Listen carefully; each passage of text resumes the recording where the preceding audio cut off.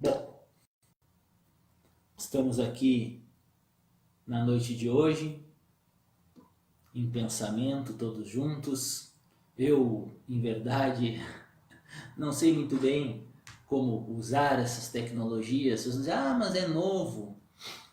Não, é muito estranho a gente fazer a palestra ou fazer uma live olhando talvez para uma câmera, olhando para a porta vazia, às vezes até sozinho em casa. E nesse momento, que em princípio parece que estamos isolados, também podemos perceber que talvez poucas vezes nós estivemos tão juntos. Nós temos aí as nossas palestras, temos visto as pessoas acompanhar, temos as nossas irradiações e temos visto as pessoas se unir. Quando um dos nossos vice-presidentes me ligou e pediu para dar a palestra de hoje, ele me perguntou sobre o que seria, qual seria o tema. E eu pensei um pouco, e o que estamos precisando? Porque essa situação que nós estamos passando, o coronavírus, o Covid-19, o que isso traz para nós? Foi então que eu me lembrei de uma história. Me lembrei da história de dois jovens que eram discípulos de um filósofo. E esse filósofo então certa vez disse para eles: meus jovens, amanhã eu levarei vocês para ver o grande sábio.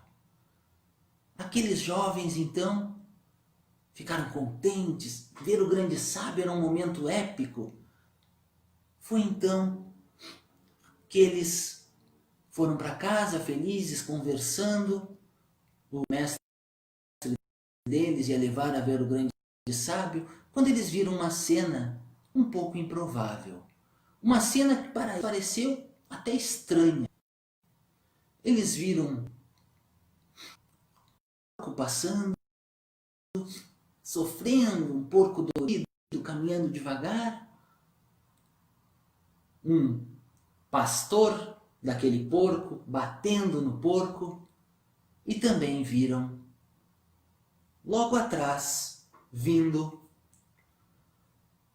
um ancião, um senhor de idade. E aquele ancião, então, passou por eles, passou pelo jovem pastor que batia no porco e perguntou: jovem pastor, me permites que eu carregue o porco para ti? Me permite que eu carregue ele até onde tu tem de ir? O jovem pastor olhou, pensou e disse: não, por mim tudo bem. Né? Para mim é uma facilidade, carregue ele. O porco ficou feliz da vida. O porco ficou alegre, contente. Agora, então, olhem a cena. Ia o porco nas costas do velho ancião, o jovem pastor e aqueles dois discípulos do filósofo. Eles foram caminhando, guardaram aquela cena. No outro dia, antes de ver o sábio, eles resolveram então perguntar ao filósofo, mestre deles: Mestre, nós temos uma dúvida, mestre. Nós vimos ontem a cena assim, assim, assim. Podes nos dizer por quê? Por que motivo aquele ancião, aquele senhor de idade, carregou aquele porco? Eu acho, disse um deles, eu acho que foi pelo porco. Por pena do porco, que apanhava. Mas o fulano, o outro discípulo, acha que foi pelo pastor, que incorria em erro, e ele não podia ver aquele jovem errando daquela maneira, cometendo aquele equívoco. Por quê? Então, o filósofo pensou e chegou à seguinte conclusão. Olha, meus amigos, olha, meus discípulos, não foi nem pelo porco, nem pelo jovem pastor. Foi, na verdade, por ele mesmo. Porque ele sabia que era errado. Ele sabia que aquele jovem pastor, sim, incorria em erro. Ele sabia que o porco sofria, sim, mas a sua própria consciência não lhe deixava ver aquela situação. E foi por esse motivo que ele resolveu. Por esse motivo que ele resolveu carregar o porco. Os dois jovens pensaram e disseram, não, tudo bem, faz sentido. Então foram ver o filósofo, os dois discípulos, foram todos ver o sábio. Vocês sabem que todo sábio, ele não mora normalmente perto de nós. Todo sábio mora longe. Mora em cima do morro, mora lá no final da colina. Todo sábio mora longe. Mas eles foram ver, então, aquele sábio. Chegando lá, depois de caminhar horas e horas subindo aquela montanha, adivinhem vocês quem era o sábio? Obviamente, o sábio era aquele ancião. Era aquele ancião que tinha carregado o porco. Eles imediatamente pensaram, vamos perguntar para ele por quê? Por que motivo? Por que motivo ele carregou o porco? Mas o filósofo, o mestre dele, disse, não perguntem. Na hora certa ele vai falar. Não perguntem. E tudo bem. Ficaram ali, passaram o dia, passaram outro dia, passaram mais outro dia. Foram passando os tempos. Lá no último dia, um deles não se aguentou. E disse, seu sábio, nós estamos muito contentes por lhe ver. Mas o senhor poderia nos responder uma coisa? E o sábio disse, olha, pois bem, meus filhos, posso responder sim, me digam o que é. Então, eles perguntaram, o senhor se lembra que há 2, 3 semanas atrás, o senhor passou por nós, carregou um porco, porque um jovem pastor, etc. Contaram tudo para aquele homem. E perguntaram, o senhor pode nos dizer por que motivo o senhor carregou o porco? Então, o sábio olhou para eles e disse, olha, meus filhos, vocês vão me desculpar. Passei a semana inteira aqui explicando coisa para vocês, falando com vocês, contando história. mas essa questão eu não vou poder responder. Eles tomaram um susto. Mas por quê? Por que motivo o senhor não vai poder responder? O senhor sabe tudo, o senhor não respondeu tudo. Foi algum inconveniente que nós causamos? Então, o velho sábio olhou para eles e disse assim: não, meus filhos, eu não vou poder responder, porque eu não me lembro.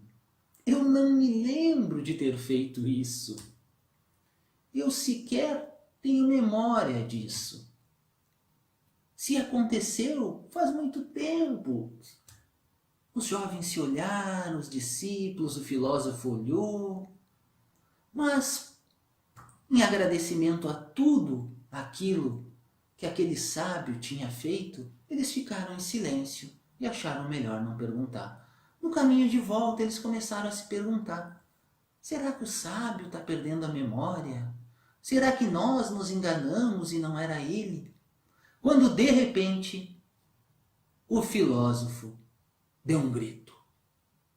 Deu um grito. Como eu fui burro! Como eu fui besta! Os discípulos se olharam. Mas o que foi, mestre? O que foi, mestre? O que aconteceu? Eu disse para vocês uma coisa errada. Mas como assim, mestre? Eu expliquei para vocês o porquê que eu, um filósofo, carregaria um porco. Mas não o porquê que um sábio carregaria um porco. Eu, um filósofo, naquela situação, carregaria pela minha própria consciência. Carregaria porque eu sei que é certo, que é o correto. Mas um sábio não, meus filhos. Um sábio carregaria simplesmente porque é a sua própria natureza. Porque é simplesmente aquilo que ele faz. A tal ponto que se alguém me perguntasse, eu, um filósofo, por que eu carregaria um porco, eu diria para todo mundo. Ficaria feliz em expor o porquê eu cumpri o que manda a minha consciência.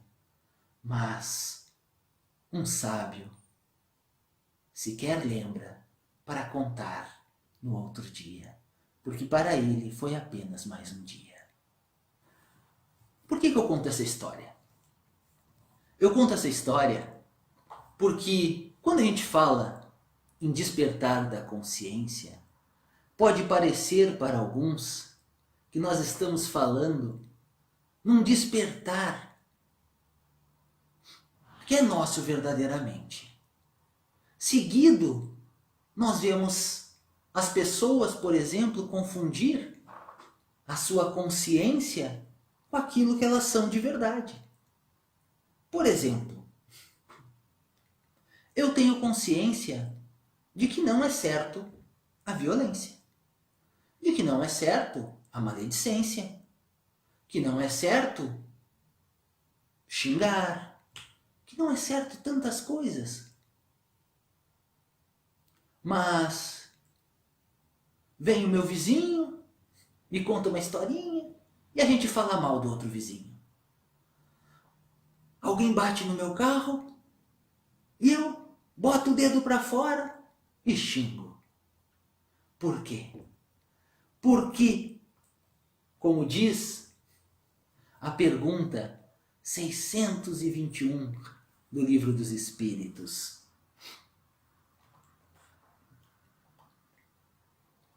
onde está escrita a lei de Deus? Na consciência. Resumindo, meus irmãos, a consciência é um manual que Deus colocou as suas leis em nós. Mas nós não somos a nossa consciência. Nós ainda somos os nossos pensamentos e atitudes. Nós queremos ser a nossa consciência, dizemos ser a nossa consciência, mas em verdade nós não somos. E por que eu trouxe essa história? Por que eu trouxe essa ideia? Porque, de certa maneira, quando a gente está falando nesse vírus, e nós temos muito ouvido em falar de Valdo Pereira Franco, tantos outros palestrantes, aqui mesmo pelo Caminho da Luz, diversos palestrantes falaram nessa reconstrução do nosso ser, desse recado da divindade para o despertar de quem nós somos em verdade. Nós temos ouvido isso excessivamente. Mas o que nós temos feito?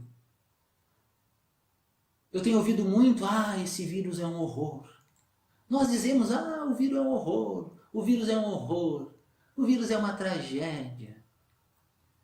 Mas já paramos para pensar, por exemplo, que talvez possa estar o planeta Terra da mesma forma que nós olhamos para o vírus como uma tragédia, o planeta Terra nos olhando como um vírus. E o vírus como um antídoto. Eu sei que parece um pouco pesado, parece um pouco cruel até falar dessa forma, mas será que nós não temos que mudar? Será que nós não temos que também nos perguntar o que nós estamos fazendo com o planeta? Acredito que não eu, mas tantos palestrantes têm dito, tantas pessoas aí têm dito, temos ouvido pelo mundo inteiro mensagens psicografadas, algumas verdadeiras, outras nem tanto, mas todas elas falando no despertar. Todas elas falando nesse despertar consciencial. E a pergunta é, até quando esse despertar vai ficar em nós saber, a nossa consciência, que é o manual divino, nos dizer o que é certo e o que é errado, e quando ela vai passar a ser em ações? Quando ela vai passar a ser em sentimentos? Quando nós vamos ter a coragem, não mais apenas de ter a nossa consciência, mas a coragem de usá-la. Certa vez eu conversei com um espírito desencarnado já, e ele me perguntou assim: meu jovem, tu sabe por que os jovens como tu gostam tanto de usar fones de ouvido nas ruas, música alta? E eu, empolgado, disse para ele, claro, porque a gente gosta de música, a gente é animado. Mas, ingenuidade minha na época, tinha meus, talvez, 20 anos, talvez um pouquinho mais. Então ele me respondeu, sorrindo: pois bem, é verdade, meu jovem, é verdade. Também por isso, mas o maior motivo para vocês tanto gostarem de estar com os fones nos ouvidos é para não ter que escutar a si mesmos. Então, meus irmãos, vamos ser sinceros.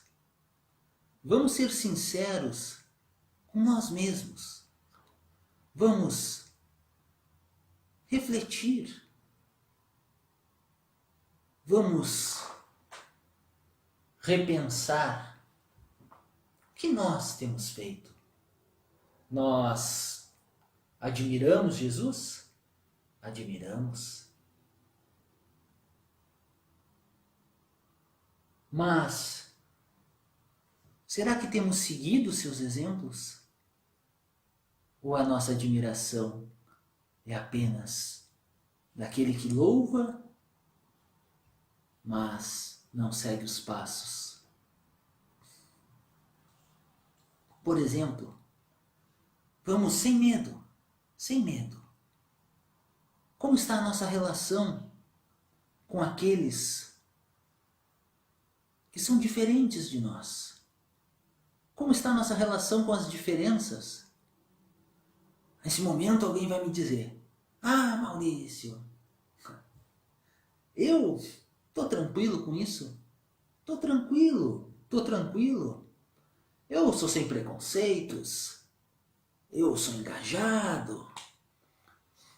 Mas, e se nós estendermos essa pergunta? Tudo bem, sou sem preconceitos, sou engajado, aceito cada um como é, mas eu aceito também aqueles que pensam diferente de mim? Eu aceito aqueles que pensam, que têm uma ideia diferente da minha? Mesmo que a minha ideia esteja certa e que a dele esteja errada. Mas eu aceito a ideia dele? Eu aceito que as pessoas tenham pensamentos diferentes? Ou todo mundo tem que ser do meu partido? Todo mundo tem que ser do meu time? Todo mundo tem que pensar como eu? Nesse momento alguém pode me dizer: ah, mas Maurício, é que nessas situações eu tenho razão. Eu estou certo nos meus pensamentos e os outros estão errados. Tudo bem. Me lembro a história de Chico Xavier. Chico Xavier, por horas e horas, psicografava. Baixava a cabeça e psicografava. O sujeito ia na padaria, voltava, falava de política, falava de futebol, esperando o Chico psicografar. E Chico, quando ele voltava, o Chico ainda estava lá.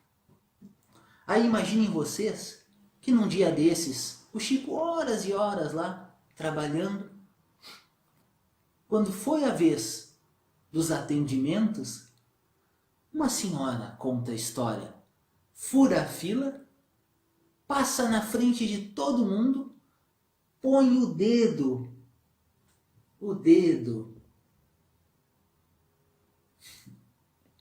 no rosto de Chico Xavier. Há quem diga que ela deu um tapa, ou dois, e disse: escuta aqui, o senhor sabe que eu estou há horas aqui?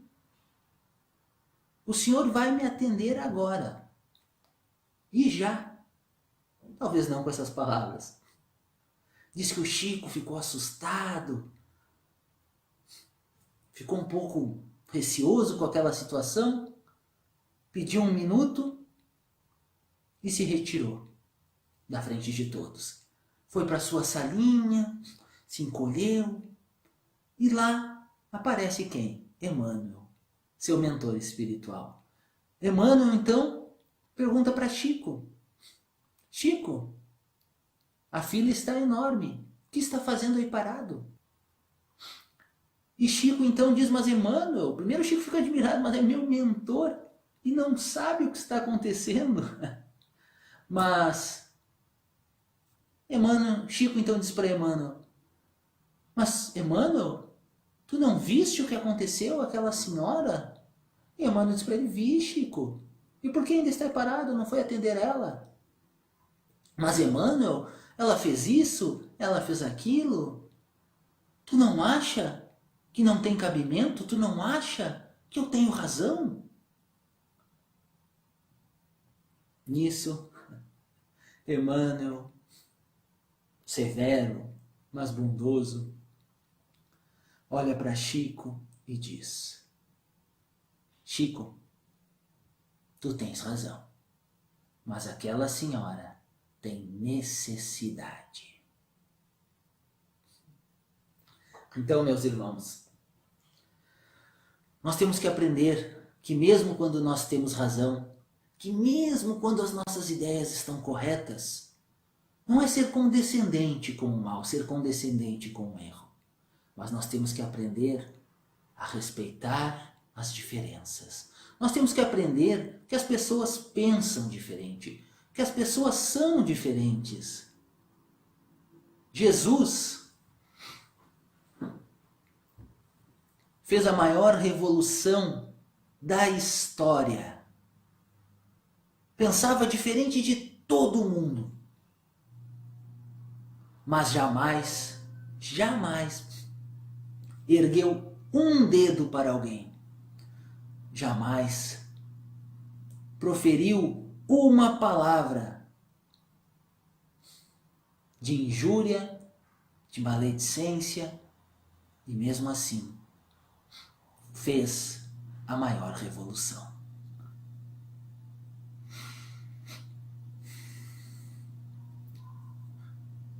Imaginem vocês se Jesus esperasse que todos pensassem como ele. Imaginem vocês se Jesus esperasse que todos fossem iguais a ele. Provavelmente, meus irmãos, provavelmente, ele andaria sozinho pelo mundo. Mas Jesus sabia. Ele sabia que dentro de cada um de nós há um ser brilhante a despertar. Ele não via só João o Evangelista, um jovem de 13 a 15 anos. Ele via Francisco de Assis, para quem lembra da reencarnação de João. Ele não via apenas Judas, o traidor para alguns, mas ele via Joana d'Arc, a guerreira francesa. Ele não via Zaqueu, o homem de má vida, como muitos dizem. Para aqueles que gostam das reencarnações, ele via Bezerra de Menezes. Bezerra de Menezes, nosso coordenador espiritual, a quem elevamos o pensamento nesse momento, justamente para pedir que guie as nossas consciências, para que nós despertemos elas, mas também saibamos usá-las. Que nós percebamos onde estamos errando e mudemos. Porque não adianta eu perceber que o mundo tem que mudar e eu não mudar. Não é possível. Por exemplo, continuando a nossa reflexão, estamos reclamando de um vírus, algo que vem da natureza, talvez, provavelmente, desses vírus, dessas bactérias, todas essas coisas que a gente não compreende muito bem. Estamos reclamando, mas e a nossa relação com a natureza? Como está? Como está a nossa relação com a natureza? Se nós olharmos no Livro dos Espíritos, tem um trecho simbólico que diz assim: entre os animais e o homem há uma distância semelhante à do homem e Deus. É simbólico, podemos entender isso como entre os homens e os anjos, entre os homens e a divindade, entre os homens e a pureza. Mas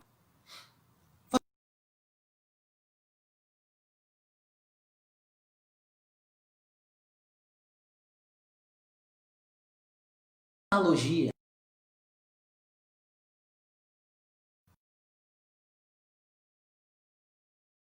ânsia, idade.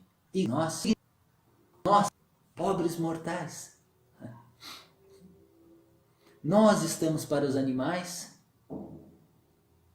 como os anjos, a divindade.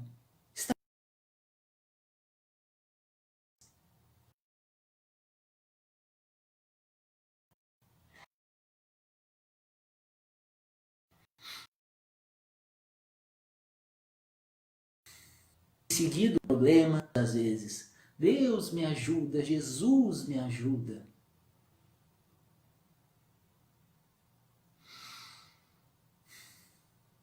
Mas quando um animal está com um problema, um pequeno cachorro,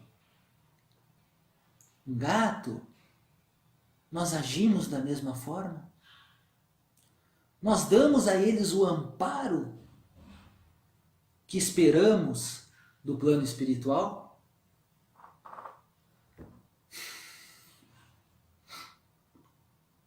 Isso para não entrar em polêmicas maiores. Não é nenhuma apologia, tá? Ao veganismo, ao vegetarianismo, nada do tipo.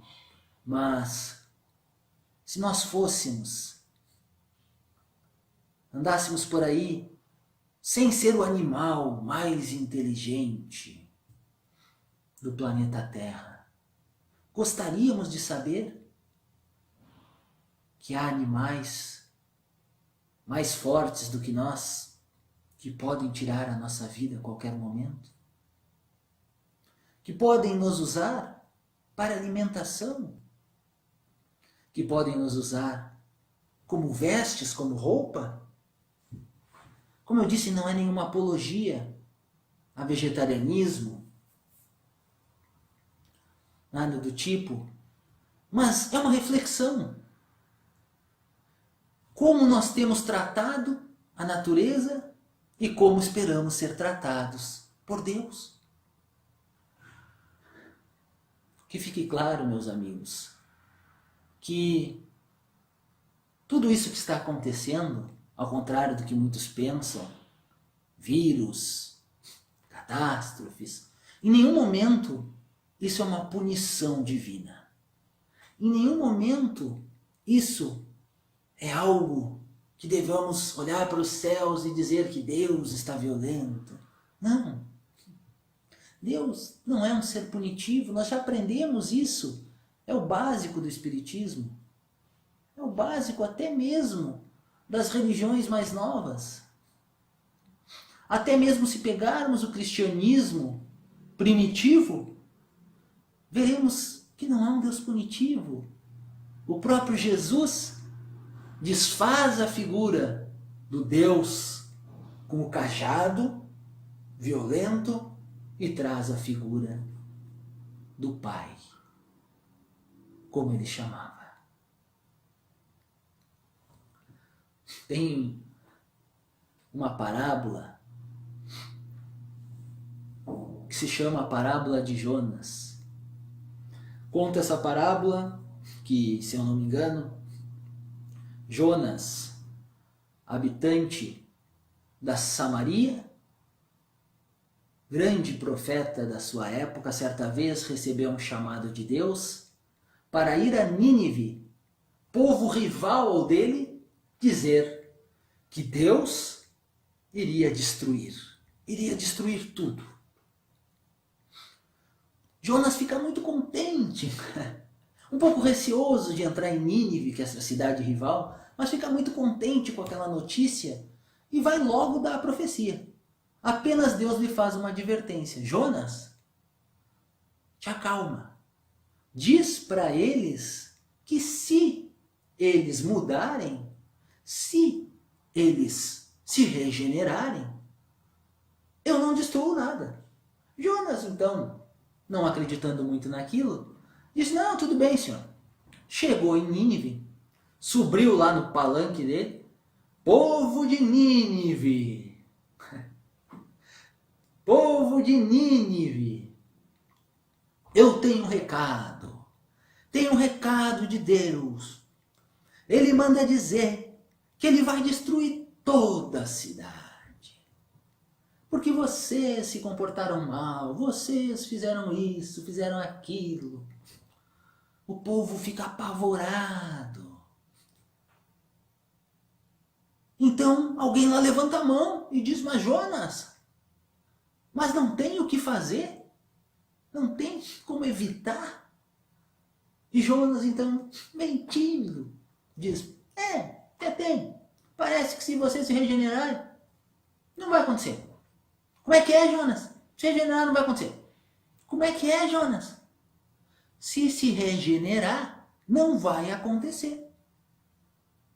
Mas ele sai dali tranquilo, feliz com aquela profecia. Passa o tempo, passa mais tempo e nada daquela cidade ser destruída. Deus havia concedido a graça, a bênção da não destruição, porque aquele povo mudou. Jonas fica furioso com Deus. Fica furioso, entrega o cetro dele de profeta e diz, não quero mais papo com o Senhor. Deus então tenta convencer Jonas, segundo a parábola, que não fizesse aquilo, mas Jonas, persistente, entrega seu cargo. O que acontece? Tempos depois, está Jonas embaixo da sua árvore preferida, aquela árvore que ele mais gostava, naquele cantinho que ele havia plantado, quando começa uma tempestade e cai um raio, parte a árvore que Jonas mais gostava. Jonas olha para o céu e diz, eu sei que é o Senhor, eu sei que é o Senhor. Aparece, eu sei que é o Senhor. Então vem aquela voz, forte que nem um trovão, Jonas. Vem aquela voz que se apresenta, é Deus. E Jonas então, com o dedo para cima, diz, por que o Senhor fizeste isso? Era a árvore que eu mais gostava, o Senhor não tem respeito e xinga Deus de tudo. Nisso, Deus olha para Jonas, o abraça espiritualmente falando, com sua força e seu amor, e diz, Jonas, meu filho, tu cuidava dessa árvore há pouco tempo, há poucos anos. Eu cuidava daquele povo, que eu não destruí porque se regenerou há muitos e muitos séculos. Então, Jonas compreende o recado e aceita seu cargo de volta. Porque em verdade, meus irmãos, Deus não quer destruir nada. A proposta do planeta Terra de 4,5 bilhões de anos não é de destruição. A proposta é de amor. A proposta é de evolução. Nós temos que compreender isso. Então não há um Deus punitivo, mas há um Deus nos guiando para o amor. Então, meus irmãos, não dá mais. Não dá mais para ficar apenas assistindo Netflix. Nada contra o Netflix. Mas falando mal do vizinho, fugindo da realidade. É hora de mudar. Nós tivemos aí, durante essa quarentena, que já dura muito mais de 40 dias, que vai se abrindo aos poucos, é verdade. Em alguns lugares ela cessa, em outros ela permanece. Nós tivemos aí durante a quarentena alguns feriados. E durante esses feriados é impressionante a inquietação das pessoas. Nós ficamos inquietos como poucas vezes. Parece que nós estávamos presos, quando, em verdade, nós fomos convidados por Deus, pela divindade, para fazer provavelmente a maior viagem de nossas vidas. Provavelmente a maior viagem. Uma viagem que não precisa passaporte, uma viagem que não requer dinheiro, que não requer posses, que não requer carro, avião, nada do tipo. Fomos convidados a fazer a viagem interior. Viagem essa que nós estamos há séculos prorrogando. E não sou eu que estou dizendo isso. Muitos médiuns, muitos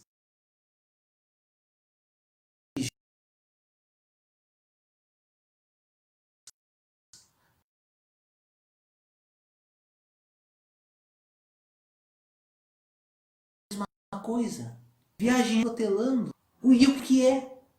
Pedimos para fazer. Provavelmente, pode parecer brincadeira, mas provavelmente, há anos atrás, antes de vir para a Terra encarnar, todos nós sabíamos desse momento, e não sou eu que estou dizendo, mas vários médiuns estão comentando sobre isso, que era algo já programado, obviamente dentro de um livre-arbítrio do ser humano de evitar, também é verdade, mas era algo possível. E mesmo assim, todos nós devemos ter feito filas para estar aqui nesse momento. E agora que vem passando esse bonde, digamos assim, vem passando essa possibilidade de viagem para dentro, essa grande oportunidade de mudança, nós nos recusamos a fazer. Quando tem espíritos do outro lado que queriam muito estar aqui,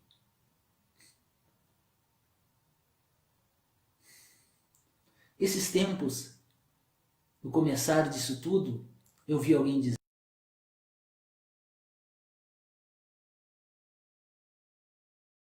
é hora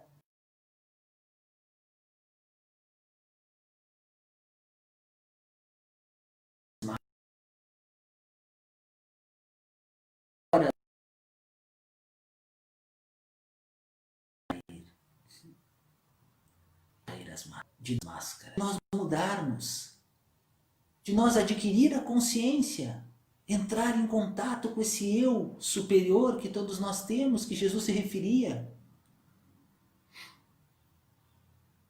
Pararmos de nos iludir que as máscaras nos protegem, nos amparam, nos elevam, e perceber que, na verdade, as máscaras, elas nos apertam, elas nos impedem de ver a luz, de receber a luz, e muito contrário de nos elevar, nos impedem a evolução. Muito provavelmente, o mais bonito de cada um de nós não é essa fachada exterior. Pelo menos a minha não é. Não que seja um ser evoluído, mas a fachada também não é tão bonita. Mas, fora as brincadeiras,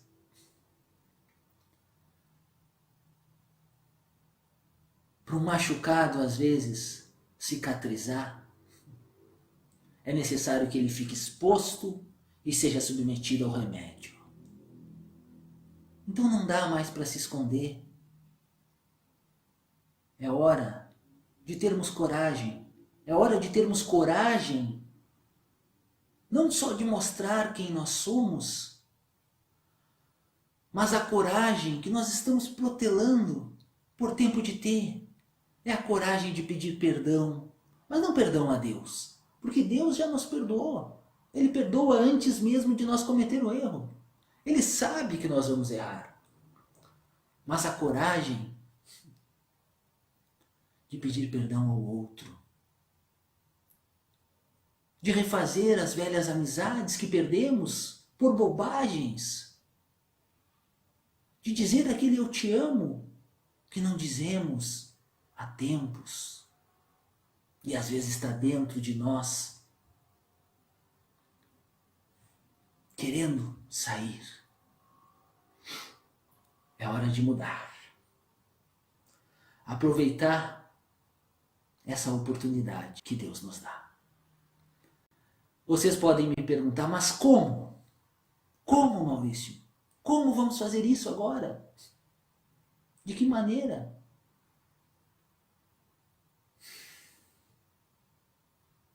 De que maneira despertar a nossa consciência?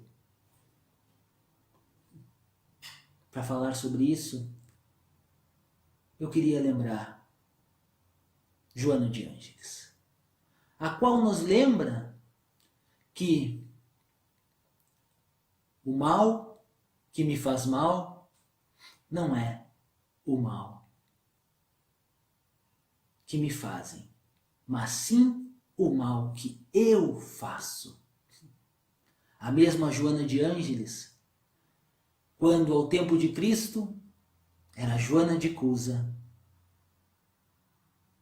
e estava amarrada entre as labaredas, pegando fogo, vendo seu filho dizer: mãe, abjura, mãe, abjura o Cristo, para que nós possamos ser soltos. Abjura, mãe. E dizia para seu filho que aquele era o seu testemunho de fé. Abjura, mãe. E nada demoveu aquela mulher.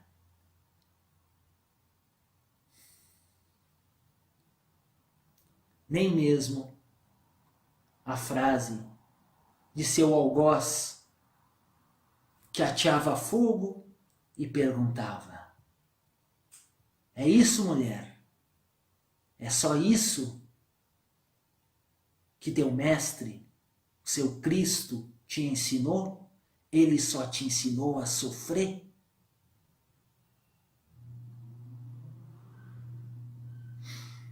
Que fiquemos na noite de hoje com as últimas palavras de Joana de Ângeles, com as últimas palavras de Joana de Cusa, que respondeu àquele algoz: não, meu irmão, não. Ele também me ensinou a te amar em qualquer situação. Despertar da consciência, meus irmãos, nada mais é que o despertar do amor.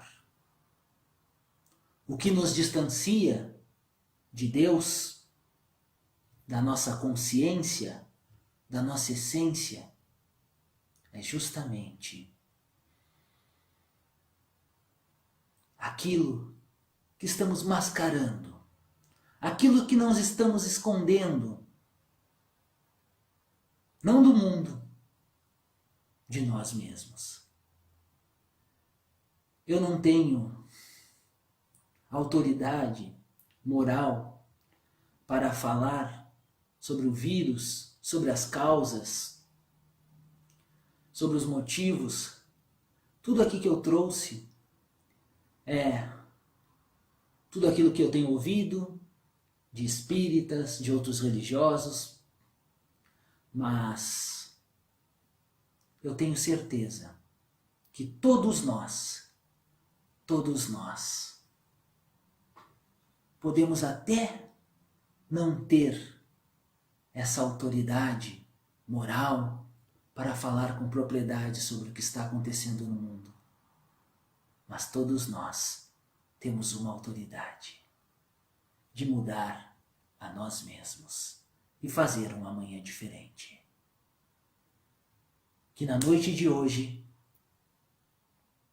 possamos não só mais admirar Jesus, mas assim como Joana de Cusa, possamos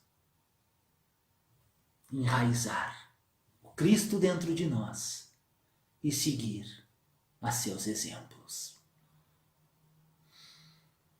Que a nova era, tão anunciada, possa estar se iniciando, meus irmãos. E que a nova era seja assim com Jesus, mas seja com todos nós, sendo não mais apenas seus seguidores, mas sim seus discípulos. Nenhuma das minhas ovelhas eu deixarei se desgarrar.